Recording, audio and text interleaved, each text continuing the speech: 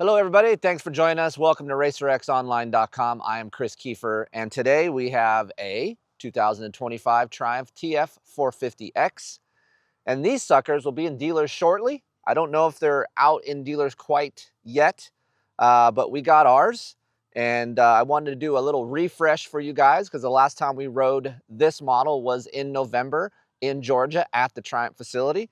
So why not come out here to Glen Helen, because I got one, and to give you guys a little refresh tutorial on what this bike is about, who's it for, where does it fit into maybe your purchasing decisions. But I just want to be transparent because that's what I do here. I have had some help in development of this bike, so if you think I'm going to be biased, just go ahead and shut this sucker right off right now and don't yell at me on the YouTube comments, because if you feel like this thing is going to be biased, then just keep moving it along. But if you guys trust me, stay with me. We're going to give you guys some information. I'm going to go ride this, and I'm going to break this thing down because this is the TF 450X RC edition. That's right, Ricky Carmichael, as you can see, the number 4 right here. The GOAT himself had a lot to do with this thing, and I'm happy to talk about it with you. But first things first, let's go ride some hills of Glen Helen.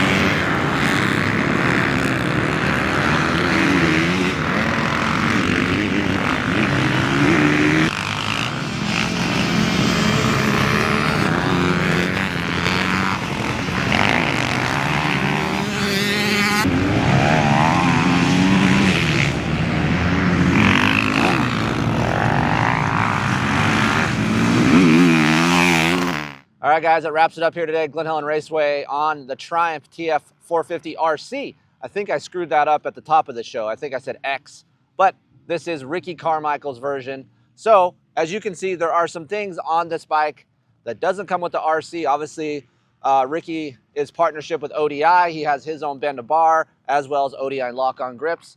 Since I'm working on my own bend-to-bar with Rental, we're kind of working through some stuff, so we put that on here, and then a G2 throttle tube. So first things first, as you guys know, I have some insight on this bike. It was really cool to see Ricky in action during the whole process of the testing.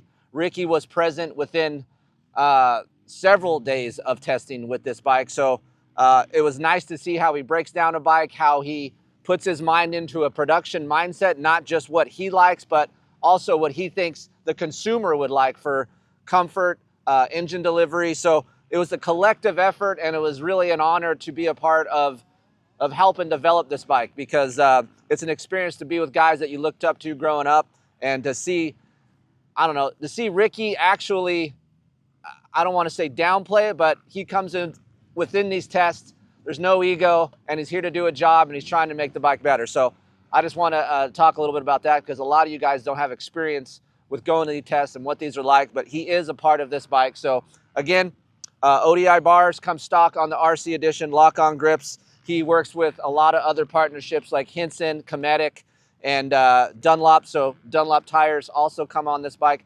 Only thing we changed in the Dunlop world, of course, I love a Dunlop MX-3S, so that is on the front of this bike, as well as an MX-34 120 80-19. Unlike on the RC, when you get it at the dealership, it comes as a 110 90-19.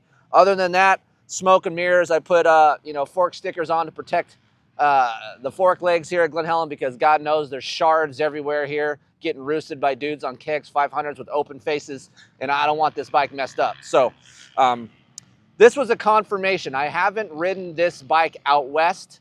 Of course, we did the intro back east, and I've ridden other places, but never out here where I have ridden all of the bikes. So it was just an interesting test for me to see where this bike stacks up against others, because I'm so familiar with riding other bikes here at Glen Helen Raceway. Not to say that's all I'm going to go to. We're going to head back east in the spring and summer and do some more tracks, but this was kind of a good gauge for me to see where this bike lies in the stack of others.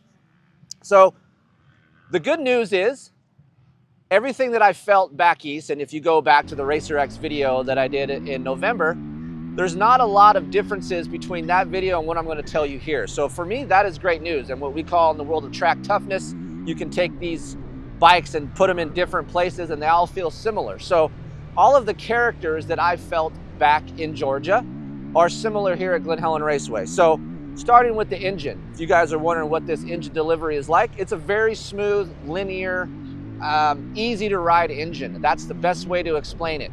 If I'm trying to put it into more layman's term for you guys that are riding a KTM or Yamaha, it's less power than a Yamaha, but just a little bit more mid-range torque than a KTM. I would even venture to say that the KTM 450 has a little bit more low-end RPM response, and this is just a smoother, gradual pull.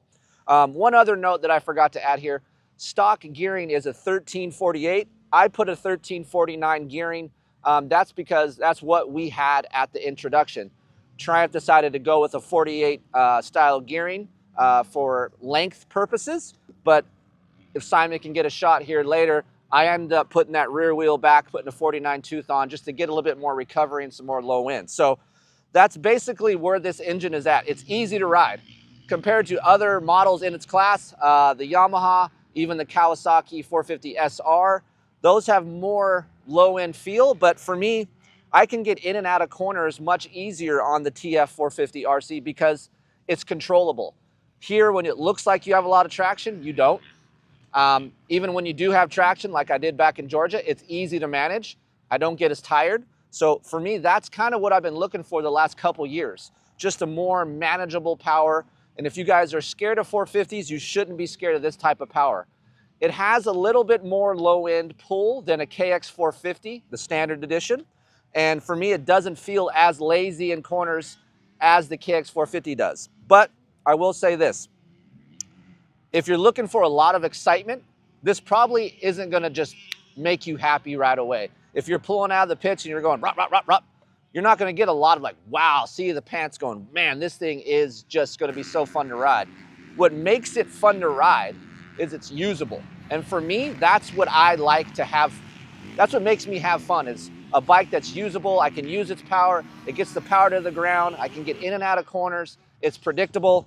This is what this bike is about. So for me, that engine character is a very linear, smooth engine character, and it's very easy to use. So I like that. As far as the chassis goes, it's tough for me to say this has the most comfort in the 450 class, but I would venture to say without riding them all back to back, this is one of the better ones for bump touch, slap down landings, just feel a way around the track. Here at Glen Helen Raceway, you can really tell what a chassis does within 2 laps. Is it rigid? Is it deflecting? Is it planted? This bike coming down the hills today, although not rough, as bad as other days, we're going to stick around and ride more, but it's planted to the ground. I can feel when it's going to bounce away from me, or actually I'm losing front end traction. I kind of know when that's going to break apart. Unlike other chassis, I would just say the Yamaha YZ450F, for me, it's very like light front end feel, and then it's kind of like a hunt and peck for me. So this doesn't have that front end hunt and peck. It feels planted. Again, feels lightweight. Sometimes when you have a lightweight feeling chassis, you get instability or just not a lot of stability, especially leading into corners. I don't feel that. So for me, I can just feel my way around here at Glen Helen without even trying to bank off anything. And there's a lot of shallow ruts, flat corners. So for me to say it has good comfort says a lot compared to other bikes. So if you're looking for more stability than cornering feel, this chassis is really good. Not to say that it can't corner, because it does have pretty good front end traction, maybe not as much as a KX 450 does, but definitely has more front end bite than a Yamaha YZ 450, and even a KTM 450 for that matter. As far as suspension, look, KYB components. It's tough to beat, even on the Yamaha. Lots of comfort. I would still say the Yamaha YZ 450F has more comfort within its suspension package, but coupled with this frame, I would say this KYB fork and shock is pretty dang close. I would say the fork has a little bit faster action than the shock. I would like to probably mate that front end feeling to the shock a little bit more, maybe stiffen that fork a little bit up for me here at the hills of Glen Helen. But nonetheless, still has a lot of comfort, very predictable, even on hard landings. There's a jump back here today that has a shallow, low takeoff and then a really sharp landing. And getting it in that pocket is pretty important. And then when you're loading in that, it doesn't bottom out. I've been here the last couple weeks on other brands, and sometimes on other brands, more notably the KTM, it kind of blows through and you bottom out. I don't get that on this package. Ergonomically, I say it feels similar to a KX450 and a Honda CRF 450R. You're sitting on top of the bike more, even though we have this Guts Racing seat cover. The stock RC seat cover has gripper material. It just doesn't have the ribs. So if you're looking for ribs, you can go to a different cover, but the stock cover is pretty good as well. But overall, with Ricky's ODI bars, I would say, besides the Pro Taper SX Race and what we're working with right here, that is a pretty dang good bar bend for me. It's not too high, not too low, and for me, not wide. I don't like a wide bar. So when you're sitting on an RC edition, just the standard how it comes, very neutral feeling, and it feels similar to a KX450, CRF 450 R. So I like the ergonomics. Gripping the bike for me is pretty seamless. I don't get hung up on the bike at all. I do notice when I'm lifting my leg up a little bit, the middle part of this area near the shroud, I have a tendency to kind of hit that with my knee brace, but otherwise I don't get caught up in anything. So the good news is we're gonna put more time on this and give you some more information. And as you guys know, I'm an open book. I try to help you guys as much as I can. Try to spend your money wisely, and if you're looking for a bike, that's what I'm here to do, to try to help you do that. So Kris at KeeferInkTesting.com is the email if you have any questions. If you think I'm full of crap, or if you want to ask me anything that I didn't cover here today, feel free to just email me and ask me, and I'm happy to help you guys. One other note is obviously brakes and clutch. So I would say the clutch lever pull is pretty soft. I would like a little bit heavier pull and maybe a little bit more bite within the clutch. But nonetheless, if you guys are looking for a light pull hydraulic clutch feel, this Triumph has that. I'm not a huge fan of the map switch cluster. You have options: launch control, quick shift, traction control, and obviously a map switch. It's a little bulky, a little weird looking. Not a huge fan, but it grows on you after a while. Very easy to use start and stop button. I will say this. Some of you guys are asking me about how the TF250X is pretty hard to shift between second and third gear. I don't notice it as much on the 450 RC edition as I do on the 250. I don't think much has changed within the transmission as far as between the two bikes. I mean, obviously the transmission's different, but the shift forks and things, I don't know much about that internally. But I will say this, it's not as hard to grab third gear under load than like the 250. The 250 is pretty tough to do. Vibration, not a lot of vibration within this bike, so that is the good news for me. Some of you guys coming off of KTM notice that you have some vibration, or even a Kawasaki KX450. This has less vibration than that, but not like a Yamaha YZ450. The Yamaha YZ450 has no vibration but your feet and your hands. This has a little bit more than that.